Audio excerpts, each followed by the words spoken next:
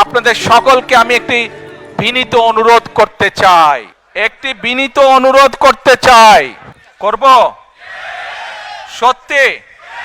আচ্ছা প্রিয় ভাই বোনেরা, আপনাদের সাথে আমি 18 বছর ছিলাম, বিভিন্ন সময়ে বিভিন্ন অনুষ্ঠানে অনেক মানুষের সাথে দেখা হয়েছে, আপনাদের সাথে বহু স্মৃতি আমার রয়ে গিয়েছে, আপনাদের সাথে বহু দুঃখ কষ্ট আমি শেয়ার করেছি।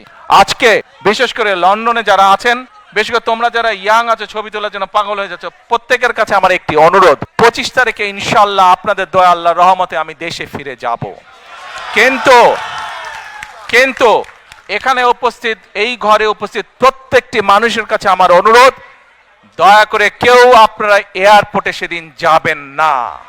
এয়ারপোর্টে গেলে একটি হট্টগোল তৈরি হবে এবং মানুষ জানবে যে এরা সব বাংলাদেশি, এবং দেশের সুনাম নষ্ট হবে, দলের সুনাম নষ্ট হবে।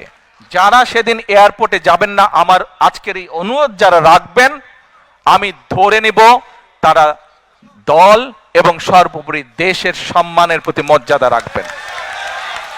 আর আমার মানা করা সত্ত্বেও, আমার অনুরোধ করার পরেও যারা যাবেন, আমি ধরে নিতে বাধ্য হব যারা ব্যক্তিগত স্বার্থের জন্য সেখানে গিয়েছেন।